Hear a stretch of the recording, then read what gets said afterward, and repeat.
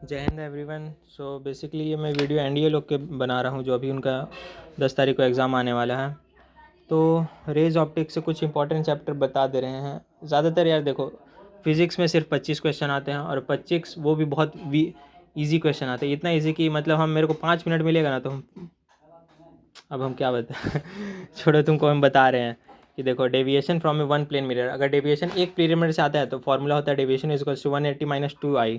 मतलब ये जो 2i इंसिडेंस रेज है और वो एक मिरर से है। और ये deviation by a two plane mirror, दो प्लेन मिरर अगर परपेंडिकुलर रखे रहते हैं, मतलब दो प्लेन मिरर अगर कैसे भी रखे रहेंगे तो उनके बीच से जो डेविएशन होगा, अगर रेस पास होगा तो होता है 360 माइनस 2 थीटा। और ये थीटा होता है angle between the lens, angle between the lens होता है ये 2 थीटा। यहाँ पे थीटा देख लो, एंगल बिटवीन द मिरर, अरे मिरर, हाँ। और ये तो तुम लोग को पता ही होगा, नंबर ऑफ़ इमेजेस फाइंड करने के लिए तो फेमस क्वेश्चन है ये, तो बेसिकली देता ही है 360 बाई थीटा। अगर इवन होगा तो माइनस हो जाता है, अगर एसाइमेट्रिक होगा तो सेम है। अगर ऑड आता है और एसाइमेट्रिक है तो सेम है। अगर ऑड आएगा नंबर n, इसका वैल्यू थीटा काटने के बाद, अगर साइमेट्रिक दिया हुआ रहता है, साइमेट्रिक मतलब अगर 72 डिग्री दिया है कि रखा हुआ है और 36 अगर बोलेगा कि ऐसे करके बनाया हुआ है दोनों का एंगल, तो ये साइमेट्रिक हो गया, तो -1 कर देना है उसमें, ठीक है। और ये एक ये याद कर लेना, if two plane are incline to each other at 90 degree then the emergent ray is anti parallel to incident ray. अगर दो प्लेन मिरर परपेंडिकुलरली रखे रहेंगे तो एंगल ऑफ इंसिडेंस आएगा वो एकदम पैरेलल रिफ्रैक्ट हो जाएगा एंगल ऑफ रिफ्रैक्शन के। ये एक फेमस क्वेश्चन है। और वैसे कुछ है नहीं इसमें, बस एक ये सभी रिलेशन याद कर लेना कि mu is inversely proportional to 1/sin c होता है, क्रिटिकल एंगल है। ये रिफ्रैक्टिव इंडेक्स है, रिफ्रैक्टिव इंडेक्स इन्वर्सली प्रोपोर्शनल होता है sin c के क्रिटिकल एंगल के। और v बराबर n लैम्डा होता है, ये वेलोसिटी, ये फ्रीक्वेंसी, ये वेवलेंथ, ठीक। और ये टेम्परेचर वाला तो यार मोस्ट इंपॉर्टेंट है, इसको तो भूलना भी मत। If temperature increase then critical angle increase. अगर क्रिटिकल एंगल इंक्रीज होगा तो रिफ्रैक्टिव इंडेक्स डिक्रीज हो जाएगा, क्योंकि यहाँ इन्वर्सली प्रोपोर्शनल है ना। और रिफ्रैक्टिव इंडेक्स डिक्रीज होगा तो फिर वेवलेंथ इंक्रीज होगा तो फ्रीक्वेंसी डिक्रीज होगा। देखो, वेवलेंथ फ्रीक्वेंसी डिक्रीज होगा। तो ऐसे सब ये जो 2-3 फार्मूला है ना, mu equals to c by v, v बराबर n लैम्डा और mu equals to 1/sin c, ये तीनों का कॉम्बिनेशन से इतना टेम्परेचर का क्वेश्चन दे देता है ना कि तुम लोग बहुत कंफ्यूज हो जाओगे। तो सिर्फ एक ही चीज़ याद रखना कि if temperature increase then critical angle increase. बाकी सब तो फार्मूला का खेल है, फार्मूला पुट करो, आंसर निकालो, बात ख़त्म। और ये वेवलेंथ का इंक्रीजिंग ऑर्डर, फ्रीक्वेंसी का इंक्रीजिंग ऑर्डर याद ही होगा। और ये इलेक्ट्रोमैग्नेटिक वेव जिसके ऊपर चार्ज नहीं होता है, Reliance mobile is very useful for XY, ये एक शॉर्ट फॉर्म है, कोई नहीं बताएगा ऐसा, ठीक है। वो हम अपना ट्रिक लगाए तो कुछ जुगाड़, तो हम पूरा एकदम अरेंजिंग ऑर्डर में लिख दिए। ये फ्रीक्वेंसी है, ये वेवलेंथ है। तो पूछेगा सबसे ज़्यादा फ्रीक्वेंसी किसका होता है, ये गामा रेज है। सबसे ज़्यादा वेवलेंथ किसका होता है, ये रेडियो वेव्स है। और इंक्रीजिंग ऑर्डर में भी दे देगा। तो ऐसे तुमको ये हिंट याद रखना, Reliance mobile is very useful for XY, ठीक है। और लेंस का तो वैसा कुछ नहीं, बट एक याद रखना कि अगर जो मिरर होता है, मिरर को अगर पानी में डुबाएंगे तो उसका फोकल लेंथ और पावर कभी चेंज नहीं होता है, ठीक है। ये याद रखना, मिरर को अगर लेंस में पानी में डुबाएंगे तो उसका फोकल लेंथ और पावर कभी चेंज नहीं होता है। देखो, mirror of a medial is independent of material of mirror, medium in which it is placed. अगर मिरर को पानी में डुबाएंगे तो उसका वेवलेंथ कभी चेंज नहीं होगा और पावर भी। लेकिन अगर लेंस को डुबाएंगे तो ज़रूर चेंज होता है। अगर लेंस को डुबाएंगे, अगर लेंस का रिफ्रैक्टिव इंडेक्स ज़्यादा है तो कोई चेंज नहीं होगा। कॉन्वेक्स लेंस का कॉन्वेक्स ही रहेगा, कॉनकेव का कॉन्वेक्स ही रहेगा, कॉनकेव ही रहेगा। लेकिन अगर लेंस का रिफ्रैक्टिव इंडेक्स कम है,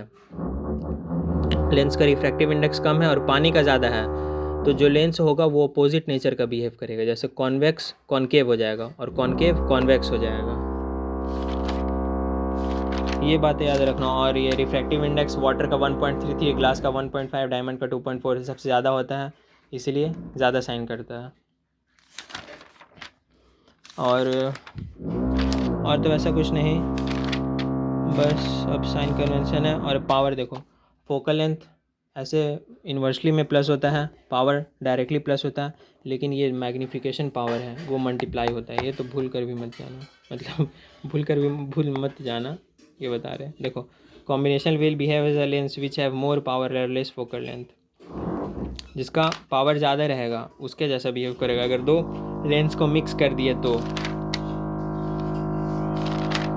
और रेनबो, हाँ स्कैटरिंग, देखो कुछ क्वेश्चन बता दे रहे हैं कि जैसे ट्विंकलिंग ऑफ स्टार्स क्यों होता है, रिफ्रैक्शन की वजह से, याद कर लेना, ठीक है। और ट्विंकलिंग ऑफ स्टार्स हो गया। और रेनबो में रिफ्लेक्शन भी होता है, रिफ्रैक्शन भी होता है, टोटल इंटरनल रिफ्लेक्शन भी होता है। लेकिन रेनबो में इस सब को कॉम्बिनेशन को ही डिस्पर्शन कहते हैं, डिस्पर्शन। तो याद रखना, रेनबो में डिस्पर्शन होता है। एंड सूर्य सनसेट के टाइम में सूर्य हमें लाल क्यों दिखाई देता है, क्योंकि बाकी सब कलर स्कैटर्ड कर जाते हैं और सिर्फ रेड लाइट जिसका वेवलेंथ ज़्यादा है वही सिर्फ हमारे आँखों तक पहुंचता है। क्योंकि सनसेट के टाइम में सूर्य हमारे अर्थ से एकदम बिल्कुल बहुत ज़्यादा डिस्टेंस, ऐसे तो ऐसे सामने रहेगा ना, ऊपर रहेगा तो ऐसे बिल्कुल ज़्यादा डिस्टेंस, तो बाकी सब लाइट स्कैटर कर जाते हैं, सिर्फ एक रेड ही है जिसका वेवलेंथ ज़्यादा है तो आता है। नहीं तो दोपहर के टाइम में आसमान नीला दिखाई देता है, वो स्कैटरिंग ऑफ लाइट हो गया, जिसका मतलब वॉयलेट का सबसे कम वेवलेंथ है तो ज़्यादा स्कैटर करेगा, इसीलिए। ठीक है, तो बेसिकली जाओ यही सब, और ज़्यादा कुछ आता नहीं यार। देखो फिज़िक्स 25 क्वेश्चन बहुत इजी है, कोई फार्मूला बेस कुछ नहीं देगा, सिर्फ ऐसे ही दे देगा नॉर्मल पॉइंट वाइज क्वेश्चन बस। और ये आँख थोड़ा याद कर लेना, myopia, short sightedness, hypermetropia, long sightedness. Person can see near by object clearly but can not see far object, मतलब सामने का दिखता है दूर का नहीं दिखता है। मायोपिया छोटा नाम है, इसलिए सामने का दिखता है दूर का नहीं दिखता है। सामने का दिखता है तो इमेज आँख के सामने बनता है, इमेज आँख के सामने बनेगा। तो आँख के सामने क्यों बनता है, क्योंकि वो बॉल बड़ा हो जाता है, रेटिना बड़ा हो गया तो आगे बन गया, तो उसको फैलाने के लिए कॉनकेव लेंस यूज़ होगा यहाँ पे, ऐसे याद करो, ठीक है। हाइपरमेट्रोपिया बड़ा नाम है तो लॉन्ग साइटेडनेस है, मतलब दूर का दिखता है सामने का नहीं दिखता है। सामने का नहीं दिखता है तो दूर का दिखता है, सामने का नहीं दिखता है, तो इमेज रेटिना के बाद बनेगा। रेटिना के बाद बनेगा क्यों, क्योंकि उसका आई बॉल छोटा हो जाता है, तो उसको फोकस करने के लिए कॉन्वेक्स लेंस यूज़ होगा, ठीक है। और for normal eye range of vision is equal to 25 centimetre to infinity, ये सब तो याद ही होगा।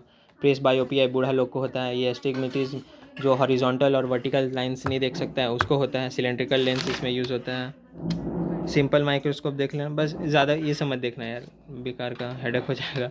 बस यही सब है, और भी ज़्यादा कुछ नहीं आता है लेंस से। Okay, thank you.